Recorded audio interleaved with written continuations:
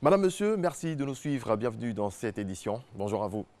Le président de la République est de retour à Abidjan. Alassane Ouattara est rentré hier après avoir participé au sommet Royaume-Uni-Afrique sur l'investissement à Londres. Le chef de l'État a été accueilli à son retour par le vice-président Daniel Kablan-Decan, le Premier ministre Amadou Gon Coulibaly et des ministres du gouvernement.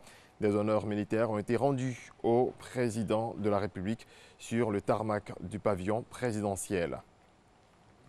Dans le domaine de l'éducation à présent, la coalition du secteur éducation-formation de Côte d'Ivoire a annoncé un arrêt de travail à compter de demain. Selon eux, plusieurs revendications n'ont pas été satisfaites par la tutelle. La ministre de l'Enseignement national, de l'Éducation nationale et de l'Enseignement technique, Kandia Camara, a donc produit un communiqué à ce propos. Regardons. Arrêt de travail suivi de rétention de notes, c'est l'action qu'entend mener à partir du mardi 28 janvier dans toutes les écoles les membres de la coalition du secteur éducation-formation de Côte d'Ivoire, COSEFSI, et cela en raison selon eux de la non prise en compte de certaines revendications restées sans suite lors des récentes grèves, celles de l'année dernière. Entre autres revendications, la revalorisation des indemnités de logement des instituteurs et professeurs du secondaire, la suppression des cours du mercredi dans le primaire, le relèvement au double de toutes les primes liées aux examens scolaires et la rémunération de la surveillance. Un mouvement de grève annoncé auquel a répondu la ministre de l'Éducation nationale et de l'Enseignement technique par un communiqué. Un communiqué qui nous est parvenu. Kandia Camara note le caractère inopportun de cette grève qui intervient dans un contexte marqué par la mise en œuvre du programme social du gouvernement, le PSGouv, qui aura permis le recrutement de plus de 10 000 enseignants et la confection de plus de 500 000 tables bancs. En outre, un protocole d'accord vient d'être signé entre le ministère de la Construction, du Logement et de l'Urbanisme et le ministère de l'Éducation nationale, de l'Enseignement technique et de la formation professionnelle pour permettre au personnel regroupé au sein de la mutuelle des personnels de l'éducation-formation d'accéder à la propriété immobilière. Conformément aux clauses de ce protocole d'accord, les bénéficiaires de ce projet disposeront de logements à moindre coût, soit en accès direct à la propriété, soit par location-vente et dans tous les cas, sans aucun apport initial. C'est un projet qui va coûter plus de 300 milliards de francs CFA à l'État. Dans son communiqué, la tutelle invite alors la COSEFSI à la retenue. Face à cette situation, le ministre de l'Éducation nationale, de l'Enseignement technique et de la formation professionnelle prend à témoin la communauté éducative et met en garde contre toute action visant à semer le désordre, l'incivisme dans les établissements scolaires et compromettre ainsi l'avenir de nos enfants. Eu égard au souci de préserver un climat de paix et de concorde, si cher à la transmission-acquisition des connaissances et savoirs, les enseignants grévistes, les fauteurs de troubles et les auteurs d'actes répréhensibles seront tenus pour responsables des effets de leur comportement et attitudes et en assumeront les conséquences. J'en appelle donc au respect scrupuleux du droit à l'éducation de nos enfants et au civisme et demande à tous les enseignants d'être présents à leur poste les mardis 28, mercredi 29 et jeudi 30 janvier 2020. Commentaire de Franck Kouadio et Walter Amadou Ouattara. Un malade, un cas suspicieux de pneumonie à coronavirus a été signalé à l'aéroport international Félix Houphouët-Boigny d'Abidjan. Le ministre de la Santé et de l'Hygiène publique, Eugène Akaoueli, s'est donc rendu hier sur les lieux pour s'assurer de la qualité du dispositif de sécurité sanitaire et du suivi de la prise en charge de la malade internée à la cellule de pandémie 6 à l'aéroport. Les examens sont en cours. Les résultats du diagnostic final seront connus dans quelques jours, selon le ministre Akaoueli. La maladie conduit parfois à la mort, les accidents de circulation également. 18 morts, 33 blessés. C'est le bilan de l'accident qui s'est produit sur l'autoroute PK 107. Le ministre des Transports s'est rendu au chevet des malades, des blessés, pardon. Regardez. Depuis hier, ces images ont fait le tour des réseaux sociaux. La route a encore tué.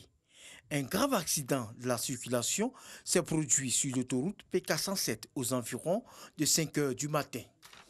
Selon les témoins, l'accident meurtrier a été provoqué par un carambolage impliquant 2 camions de transport de marchandises et un car de voyageurs en provenance des Tabous pour Abidjan. Le bilan est lourd, 18 morts et 33 blessés.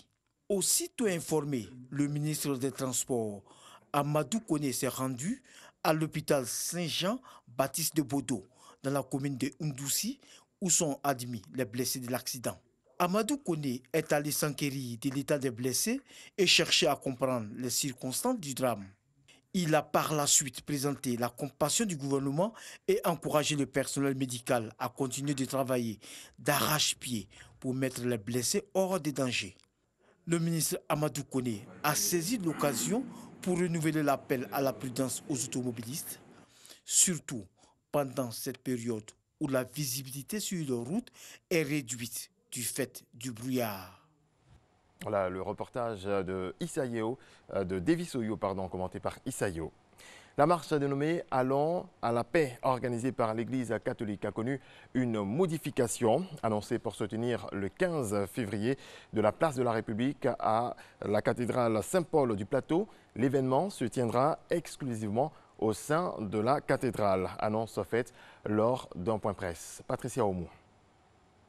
L'aumônerie de la pastorale des jeunes du diocèse d'Abidjan, dans le cadre de ses activités et en relation avec le thème de l'année qui est « Pour vivre en communion, faites aux autres ce que vous voulez qu'ils fassent pour vous », a prévu une marche pour la paix en Côte d'Ivoire.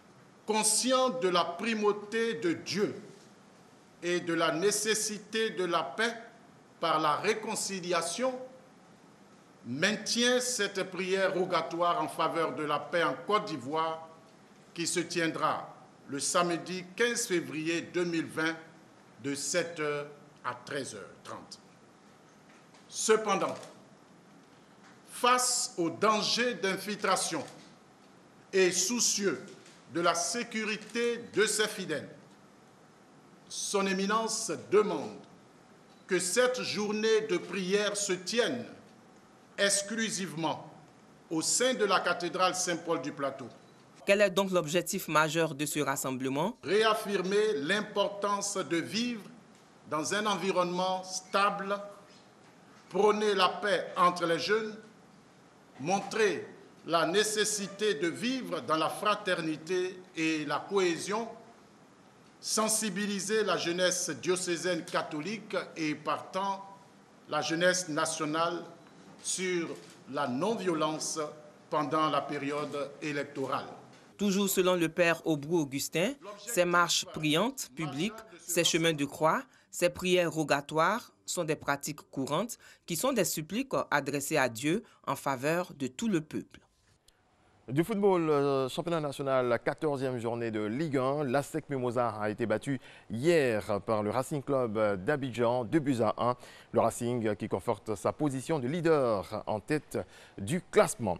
En bref, toujours en foot, seul représentant de la Côte d'Ivoire en Coupe africaine, le FC San Pedro est officiellement éliminé de la compétition après son match nul en Algérie.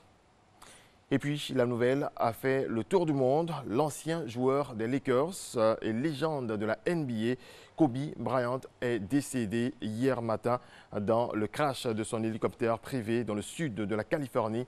Kobe Bryant, âgé de 41 ans, avait notamment évolué pendant 20 ans au sein de la franchise NBA de Los Angeles Lakers, quintuple champion NBA. Il est l'un des 7 joueurs à avoir inscrit plus de 30 000 points en carrière et est considéré comme l'un des meilleurs joueurs de tous les temps. L'aîné des 4 filles du basketteur, Gianna, 13 ans, était à bord, mais pas sa femme. Les causes du crash de l'hélicoptère sont encore inconnues. Voilà, c'est ici qu'on s'arrête pour ce lundi. Merci de votre attention. Retrouvez Alix et Marco juste après la revue de presse.